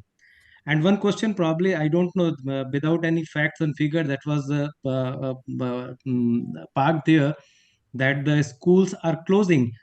The there should be a linkage between the education policies talking about Anganwadis and the primary schools, and uh, this economic survey is also talking about that as on date 52% or more than 52% primary schools are linked with the Anganwadis basically. So that continuous path means for first time actually in this energy effort was made to synergize the education from the Anganwadi up till the highest level, that is the research level. So I think a synchronous path is there. If any specific incidents that due to this reason the schools are closing, because as per the information in the primary sector, 69% school belongs to the government sector basically, and remaining schools are with the private sector. So the maximum schools are with the government sector. Government is taking care of these schools basically, and we're trying to make a path for the quality education. Yeah, Yeah, thank yeah. you for your intervention. May I come in for So, closure of schools for a after that, I want to come on this issue, please. Right. So, so I hope what I'm saying is not episodic and isolated case. I mean, I hope it is an isolated case. I'm sorry. So, in Mumbai, for example, number of schools are closing down, and the reason that is given is that the building is unsafe, whereas the structural audit says that the building is quite safe. Okay, and they have been just demolished and no new school, and it has been given to private builders. You know, Mumbai land is very, very precious, and the land is getting given to. I can actually show you the cases right now. There are activists who are standing for Marathi language who are fighting with the local authorities not to close the case, not to close the schools. But in Maharashtra, there is a big thing about closing the regional language schools. So it's not without any empirical evidence that this is being said. And at the same time, okay, all those things about going out of the class and learning from nature and learning from experience and so on sounds very good. But just as, you know, we are saying every industry India should become a global hub for, say, toy manufacturing. We should become a global hub for, say, drone manufacturing or say AI and so on. So we seem to get stuck into this song that we want to become a global hub in X, Y, or Z or things like that. But whereas the ground reality tells us something else. So although new economic education policy looks very good, very glorious in terms of expression, but I think what actually, see, basically there is no standardization, and so every educational institution is interpreting that new educational policy in its own way and at its own convenience. While this may again be said that an institution knows its students' needs and therefore it does what it does. But what it therefore does is that it creates a whole lot of chaos. I think I will stop here because there will be more cases and more episodes that I can say, but I think that it should be for Professor Jha to come in now. Professor Jha. You see, this indeed, thanks, Suchita. This is indeed a very large theme. There are lots of issues here and so on. But simple point, in fact, government statistics from across the states, several states, are showing that the schools have been closed. Rajasthan, 12,000 schools, that was the estimate last year. In 2024, I'm saying. Yeah, the government's own admission that this has happened. And this is true for several states and so on. So that's one aspect. Basically, a certain sort of distance guarantee had been given in the right to education that has been done away with. You had said that the schools will be available within 2 kilometers or whatever else and so on and so forth.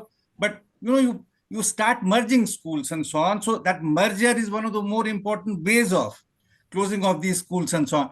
Second, look at, 90% of the norms are being violated. I have worked on education for the last 20 years. I can talk for at least 20 years on this particular theme.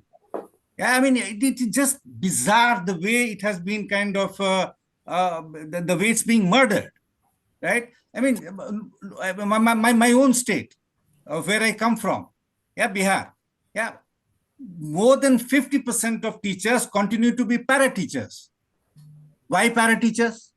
What does para-teacher mean? Somebody like a teacher. Would you send your own children to such schools? This has been a massive kind of assault on the bottom half of citizens in this country in the name of quality education. Where is the quality education? I'm sorry, I just feel very, very upset when people sort of think of NEP as transitioning to a better situation. Absolutely no. Again, on that, I have written several papers in Economic and Political Weekly and other places and so on. We don't have time to get into all the details here, but there are very serious issues which need to be taken very seriously. Thank you. But that they should not be read in isolation with NEP only. No, this is nothing in isolation. This is part of the neoliberal macroeconomic policy regime. NEP is very much part of that. Mm. You know, the larger kind of macroeconomic policy architecture, where actually, I mean, just look at the unit costs that we are spending on, education and health. Compare that with any decent country in the world within the developing world. Forget about Norway and, very advanced countries and so on. We don't stand anywhere. You know, let's compare us with China. Look at their spending on school education and look at what we do. Just look at the unit costs, right? Because we are comparable countries, right? We pale into utter shadow of China, right? So we have to take these things very seriously, sir. I mean, I think education, health, Professor Amarjeet Kaur has been repeatedly making this point for the last 15 years that India is the only country in the world which is significant in size, wants to become a superpower without paying due attention to health and education. All numbers are testimony to what Professor Sen has been saying. So very simple thing, just to add, and please not take long. Why don't we think of a situation, instead of all the money that goes for life-saving kind of cash transfers, that's the second discourse, or what kind of employment. Why doesn't it go to health and education? Look at the health and education sector as a percentage of GDP. There's lots of demand. 9 is mine, 6 is mine. We are not even at 2.5% of GDP on Yes. health, for instance. So what is the human? Let me use capitalist language. What's the human capital we are creating, and how are we creating that human capital? They are very serious problems. They're very serious problems. Take an example of medical inflation. Medical inflation, which it's a largely privatized sector. Our PHCs don't have the equipment, doctors, nurses. Kerala is the only state which has invested in it, and therefore has come out with this whole question of infant mortality rate and progressions there. But look at it more generally. What are we investing there? Our medical inflation is the highest perhaps in the world, certainly in Asia. The numbers are there, 12% or something like that. Who pays for this? Who pays for the rising cost of medicines? What's the percentage contribution of medical expenditure from a worker's budget? It's upwards of 50%. Yes. Or something like that. What's the kind of what Professor Jha was speaking to? Ramshackle schools. What's the kind of fees arrangements workers are forced to send in the hope of a class shift their children to? Domestic workers in Delhi, you take rural workers, many don't. Look at where girls drop out. Look at where boys drop out. So all of those numbers add up, sort of uncertain manners to what's happening under the dialogue called a new education policy. That's the dialogue, that's the framing. We are being sold that there's something in the new education policy that will deliver our children for future. Has it been delivering for the last years? Is it delivering this year? Look at the numbers. I just want to, since we're talking about budgets, I don't want to shift to ground truths. But look at the numbers. And I think there's a whole, we didn't talk about health and education today, but there's a whole critique of what's happening on that side. And where is the money going? 12,000 crores. Professor Kaur, Amarjeet spoke to it. 12.2 thousand crores, lakh crores, is going into capital expenditure, capex. Is it delivering a human future? It's not. Is it delivering a worker's future? It's not. You can justify it by saying it'll take 5 for the years. People are dying on the streets today. People are in precarious conditions today. I don't know if 5 years later it will deliver employment to the scale we want. And what's the result we see? Swelling up of gig workers, swelling up of domestic workers, swelling up of all kind of casual workers which were being described here. Out of work, reserve army of labor, use whatever jargon you wish to. On the ground, people do not have work. And what India is typified today is, Professor Jha uses the term often, is pluri-workers. People who will get any opportunity, any work, they will just plunge for it, whatever precarity levels. Right. Okay, So, I think... I will respond. Yeah, thank you. And I think, Priyanka, there's a question specifically for Professor Jha. Can you read that out? Yes, ma'am. So, do you think the Union Budget 2026 prioritizes job creation for ordinary people, or is it still mainly focused on growth through big investments and infrastructure? And what do you see the biggest strengths and biggest gap in Budget 2026? And this is by Arpit Anand, who's also from Patna, so he's sharing that he would love to hear your thoughts on it.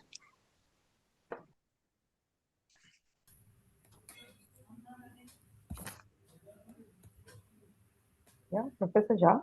Yeah, sorry. So employment generation, livelihood generation, etc., are anathema in the current budget. No, there is no kind of even a nano second attention to any of this. Yeah, there is talk about, all kinds of other things, but what will happen to employment, livelihoods, etc.? I mean, there is no reference even. Forget about, and it is completely absent from the structure, the analytical structure of the budget. If at all it has any analytical structure, I tried very hard to find an analytical structure, which I could not, except simply adding a number of platitudes in some order, right? So I'm very, very pessimistic about what this budget has to even indicate vaguely about employment and livelihoods. Thank you. Yeah. Any more questions, Priyanka? Just one more open question, which is how can PM make India Vishwaguru with so many people in an unsecured gig economy or contractual or part-time jobs? I think it's a comment. It's a rhetorical question. It's a rhetorical question. I think the question itself has an answer into it. Yes, there is an answer. And yes, you can become a leader in the battalion of Reserve Army of Labor. And that is what it is. The numbers tell the story. It's a global trend as well, but we thought we should. If Sandeep has finished, then I will just add one sentence. There is something called employment elasticity of output. If you look at Indian economy, the standard exercise, RBI claims data divides the Indian economy into 27 subsectors. Without fail, almost each one of these, except one or two in the recent years, where it's a forced kind of parking of people, agriculture in particular after COVID, right? What you find is per unit of growth, unit of employment generation has been going down continuously for the last 40 years. It's not only to do with last 10 years, right? It's been going down, yeah? And in the last 10 odd years, it has become almost a severe kind of problem. Of these 27 subsectors, in about 12, for every unit of output growth, there is not only reduction in employment, there is expulsion of employment. Yes. People are losing jobs. So the sector grows, but the total employment decreases in the net. That is the employment crisis.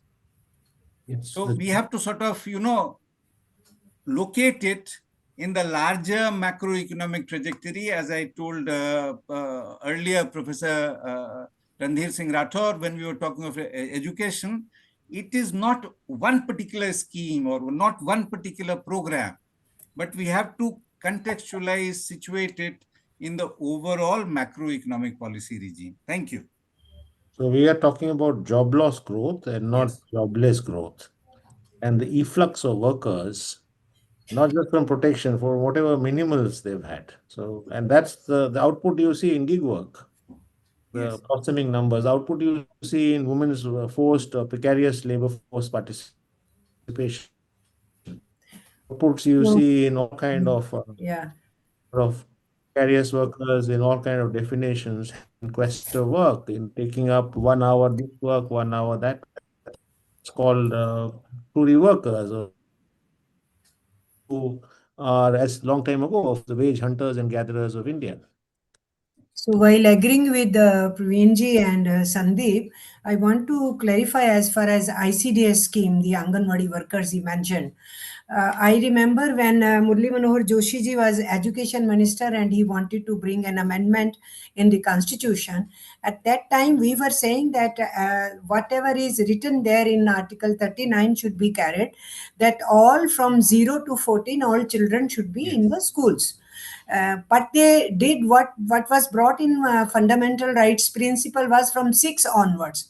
And when we went and discussed with him that why you are diluting the directive principles of constitution, he said no, 1 to 6 will be taken care of ICDS, and now we are going to throw in a lots of money into that. But now we find that for year after year in the budget, the share of the state governments has been increased in the ICDS scheme. ICDS scheme continues just like that up to 6 standards. Now they are not trying. They are trying to close down even ICDS centers in a big way, and they say we will merge it in school. But we already before ICDS scheme, we already had pre-primary school system in our schools. I remember when we were students, there was a pre-primary school centers there, lower KG, within as part of the government school system. Slowly and slowly it was removed from the school system. Now these people tried to just put them against each other, the school system as well as the ICDS. So we said, okay, if you want that, then you bring ICDS to the government school system and give these women as a full-time teaching job. Don't call them volunteer, cover them in social security, give them medical benefits, cover them in ESIC. We told all that thing, but that is not their idea. Their idea is what Professor Jha was explaining about NEP. That is what we understand what this NEP means. So our workers, very clearly I want to say, the government doesn't want entitlements. Government wants to give doles for their benefits, keeping the people at that level. That's how they keep telling 80 crore people are being given ration, 80 crore people. But it is the food security scheme which you want to wind up. You are winding Manarega, and now people should not ask questions. You have already brought it that you are going to remove right to information act also. So one after another, whatever democratic rights of the people and questioning with the government is concerned, asking for accountability is concerned, all that is being stopped. When CAG came out with a report, they told the CAG, we have that notice with us. The government told them, you will not publicize any report until you take permission from us. So what is going on in this country? They want to hide whatever they are doing. They are trying to hide, but this will not be hidden because the ground reality, the results are before the people. How long they will try to do it? Yeah, thank you very much for that last and a very pithy comment about the political economy and intentions of the government. Do we have any questions, or can we go for concluding remarks? Ma'am, we have one last question if we can take Okay, that. go ahead. Go ahead. Dr. Rakesh from University of Hyderabad is asking that after years of limited engagement with the employment data, the government and Niti Aayog now strongly argue that inflation is under control and unemployment is minimal. Is this a new policy narrative shaped by the post-COVID context and global pressures, including developments in the US? If inflation and unemployment are said to be under control, then why do the livelihoods continue to feel stressed for many households? And how does one critique this gap between the official claims and lived realities? Suchita, do you want me to take this up? Yes. Go ahead. Please go ahead. So very quickly, in fact, if you look at the last roughly 10 years or so, this problem of unemployment is something which has persisted as a pretty severe problem. There has been a minor dip in the most recent sort of, let's say, a couple of quarters and so on. So we should not take that as an indicator of an improvement on that count. In fact, the whole question of unemployment or disguised unemployment is something which is a very, very serious one. And a large number of economists who are looking at it very closely.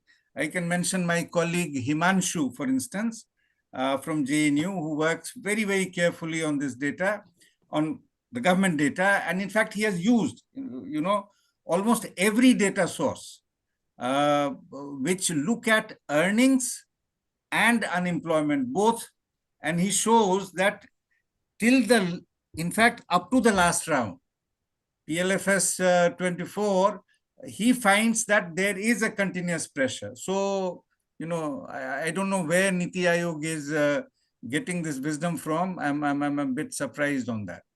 Okay, thank you. Yeah. But whatever is being created the job, now they are denying minimum wage. Indian constitution doesn't have floor level minimum wage concept, but our code on wages is talking about that. And surprisingly, our domestic workers were also told that they don't need minimum wage by Chief Justice himself. The issue was of domestic workers minimum wage, and he just started shouting on workers that they are not for growth. So the workers who produce, who work, who excavate, who manufacture, who give services, it came from that mouth that they are only opposed to growth. They are not for country's growth. So situation is very, very precarious, I should say.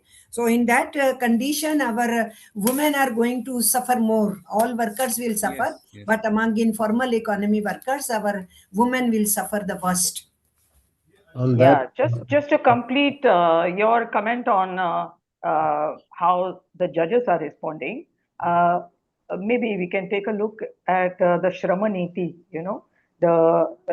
which talks about how the workers are supposed to deliver and consider fortunate that they are getting an opportunity to serve. Okay, so that is the intent, and that is the lesson that we want to. We want to give moral sermon to workers, not to anyone else. Yeah, Chakraji, you want to say something?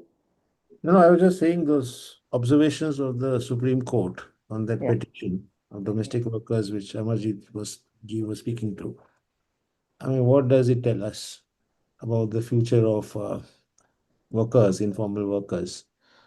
It tells us that whole thinking is sans class, sans an understanding of workers, and sans a total understanding of who make India, the makers of India.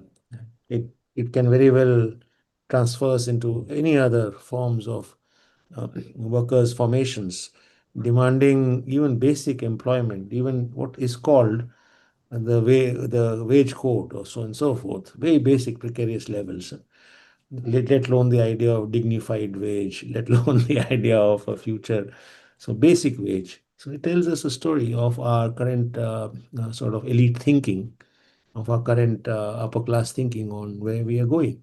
And this is an ancient debate. I remember years ago, I think about a decade ago, the same debate happening within the Paschim Banga Grapacharikas Union, the domestic workers of West Bengal Union, and some of the observations of the judicial members there. How if we go open this trajectory, then these workers will create distress in middle class homes, will create problems in middle class homes, will file cases in middle class homes. This is the thinking, and this thinking, social thinking, has only crystallized further in these last decades. Crystallized much further, as Professor Jha referred to. The data is 40 years in this, but has it crystallized further in the last 10? It has. So I just want to say this from a perspective of the working people. I also want to sort of comment on a point made very briefly. I will comment on the climate silence. I think one of the questions or observations made in the notes, I was checking the question answer notes. I think this whole question of evaluating, one of the expectations was, apart from the loss and damage compensations, was on celebrating, honoring, recognizing, and valuing the work of what one can call the climate and ecological justice defenders, people such as rag pickers in our cities, people who are doing so-called, local agriculture, sustainable peasant agriculture, who are not relying too much to create further climate footprints. And how do we value their services, the ecosystem services concept? it hasn't come about. We saw some spark of it in 23-24 budget, when one of the line items talked of mangrove workers of India, and at least recognizing the mangrove workers of India for their ecosystem services, not valuing them. I think that's a pathway one expected in addition to climate loss and damage. Sort of a specific fund being set up or specific marker being set up. A simple idea that somebody who's cleaning the city and rat picking in the city should receive whatever markup wages, or his or her services should be not just socially evaluated, but economically evaluated and therefore compensated. Those ideas escape, and these are not some very brilliant, Einstein-like ideas. These are ideas of people. These are ideas of working people. They're asking for this. Take the grid in India. This was being asked for. So what's the response? Zero. Forget even a comment. Forget even a recognition. Budget response is a far cry. Thank you. Yeah. All So right. can I come in? Can I Sources come in have there? to be Ji, buried. I just wanted to come for a minute. You mentioned about draft labor policy. We have already reacted on that and told the ministry how retrograde and regressive it is, because it talks of community work to continue. So that traditional work, this family should continue and pass it on to next generation. So the workers' children should stop dreaming to do something else. That's very clear. Secondly, smritis are mentioned. Yes. And then our modern laws, which we fought for almost 150 years, beginning from 19th century in colonial India and then in independent India, and got our laws. They are talking that these modern laws are archaic. But they are saying all those smritis, Manu Smriti, Narda Smriti, Yagvalkya Smriti, etc., they are the smritis which should form the basis of how labor should be treated. And that is where they are saying it is sacred duty of labor. So it doesn't talk of rights. It doesn't talk of trade unions. Monitoring will also be done by private persons or by employers. And from top to bottom, whole federal structure is under attack. So constitution's federal structure is under attack. State governments are supposed to implement what centers are. So it is a concentration of power, concentration of wealth, concentration of policies, concentration of everything in the center. In a way, India and India's unity itself is under threat. Death of all rights. Yeah, well, if we can conclude, well, we began with the focus on budget, but we have, of course, taken the discussion to philosophical levels of what are rights and whether what we're doing with our people. When Mr. Chachra was talking about the mangroves and rat pickers who are actually helping the ecology and environment of urban areas and semi-urban areas, I was reminded of, I think Amit Basole had, along with Dr. Santosh Mehrotra, had come up with how Manrega could be applied to urban areas. Yeah, and in which they had made a complete scheme of how it could be evaluated and how all the urban utility services could be valued at an appropriate, with an appropriate sense of justice. But of course, those a letter which Azim Premji had sent to the finance minister at some point, I don't remember the year. It is still there on my laptop. Full-fledged blueprint of the scheme was sent, but of course it was not discussed, nor did it find any place in any economic survey. At the cost of interrupting you very briefly, actually, this economic survey devotes a chapter to the question of urban India. And it begins with a good recognition that census data is outdated ones notwithstanding, the definitions notwithstanding, through geo-tracking and other mechanisms, the urbanization in India is far higher. We can quibble about numbers, up to around 50, and therefore presents huge opportunities. They do talk to some of these dimensions, of course, not the solutions, but more as identification of problems. And I was thinking to myself, if this whole thing was contextualized in the context of what we call solidarity economy, cooperatives, workers-owned enterprises, urban workers-owned enterprises, in so-called green framework, which is what the text of the Azim Premji letter is, on suggesting what could be green jobs, and how do we enhance urban employment through creation of green jobs. 10 years ago, we had also sent a similar kind of letter with no response. Obviously, the Azim Premji one is far more, grainy and much more grained, evolved. I think there is no solution. So I think this whole question of, can urban India create jobs of a new generation? Can it create decent jobs? Can it create people's jobs and not capital-based jobs where the profit is sucked out? Huge potentials. Just make that comment. In just sorry for interrupting, but just to add to what you were saying. Yeah, thank you for that last bit. And can we now conclude, Priyanka? Yes, ma'am, surely. Yeah. I'll now invite Heer. Can you please go ahead with the formal vote of thanks? Oh, I thought Yeah, I was, deeply I would have liked to conclude in a certain way. Is there a time, or are we running short of time? Surely, ma'am. Surely. Yeah. You can go ahead with the closing Yeah, so remarks. coming back to the budget, after all this discussion on workers' rights and the democracy losing or not remaining being as effective as it should, if we come back to the budget, consumption expenditure has been a driver of GDP in India, and that it has picked up is a certainly good sign. Sluggishness of private capex had been largely attributed in the last few years to the poor household consumption expenditure, especially after demonetization and then the pandemic. What is worrisome, however, is that the household debt has also started rising. The Indian household debt to GDP ratio has been steadily increasing, and it has increased from 36% of GDP in 2021 to 41% in 2025. The household savings rate obviously is falling down, and that could limit the private investment in future. Income inequality in India is one of the largest, as some of the panelists themselves pointed out. And of course, the annual budget can do very little to iron this out. Also, taxing the super riches has never been easy anywhere in the world. But it is critical to keep upgrading the public health and education system to help the poor sustain their livelihood. A closer look at the numbers in the recent budget reveals how, in tightening the fiscal belt while pushing up the capex in the recent budgets, we have cut down on a current account expenditure. And here is what Ms. Kaur had also said. This means there's a cut in the funds allotted to ICDS, for example, and social sector in general.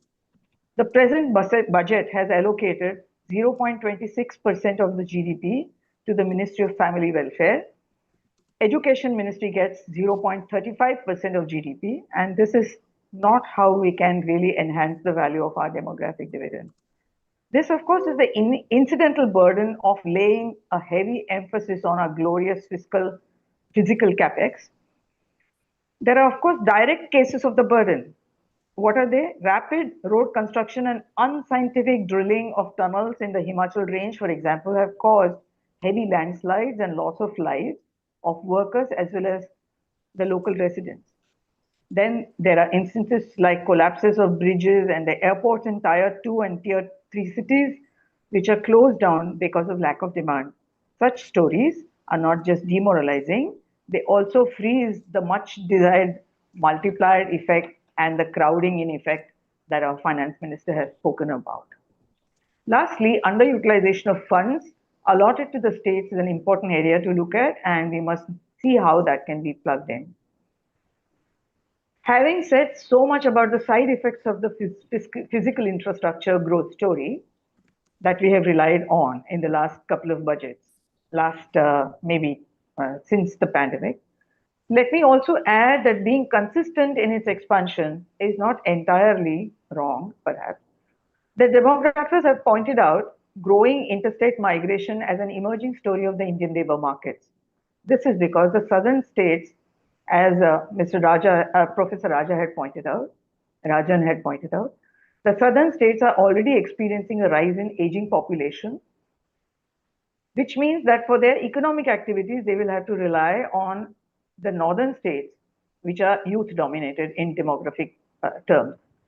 Good roads and faster railways are necessary to ensure these movements, better roads and freight corridors are probably good social heroic capital that could energize the directly productive activities, to use Hirschman's terminology. Lastly, may I point out that Vikasit Bharat with Sabka Vikas seems rather distant, with top 1% owning nearly 40% of national total wealth and the bottom 50% left with 15% of it. Interestingly, the World Bank's Poverty and Equity Brief has placed India in the 4th position among the world's most equal nations. And this conclusion was based on the consumption expenditure across classes. And therefore, it may actually indicate something more dangerous. What lurks behind when the consumption expenditures are less skewed than the income distributions from which the consumption comes in the first place, where the income distribution is highly skewed, is very dangerous, because lurking behind this can be only one thing: high levels of household debts as the income falls down. And that will only further exacerbate the inequality. And we need to take a cognizance of this in time. Thank you very much. I have learned a lot, and it has been a very enriching debate, enriching exchange of thoughts and ideas from people who are steeped into academics and those who have worked for the rights of workers. Thank you very much once again, Professor Arjun Kumar and the team of IMPRI for bringing this webinar together. Thank you, ma'am. As we conclude this panel discussion on employment, livelihoods, and the Union Budget 2026-27, I, Heer Lakhani, on behalf of IMPRI, Center for Work in Welfare, CWW, New Delhi, extend my heartfelt gratitude. Our deepest thanks to our chair and experts for today. Thank you to all our esteemed panelists for their insightful and thought-provoking addresses. Your expertise and perspectives have greatly enriched today's discussion and provided us with valuable takeaways on this critical topic. We deeply appreciate your time and contributions. We also thank all the participants who joined us live, raised pertinent questions, and contributed to today's dialogue. For those watching later on our YouTube channel, listening to the podcasts, or reading our publications, we deeply value your engagement and interest. We look forward to your participation in tomorrow's Union Budget 2026-27 deliberations, which will feature 3 important panel discussions on rural realities and the Union Budget 2026-27, the environment and the Union Budget 2026-27, and cities, local governance, and the Union Budget 2026-27. We hope you will continue to join us for future IMPRI Web Policy Talk and Web Policy Learning programs. Wishing you all a wonderful evening ahead. Thank you.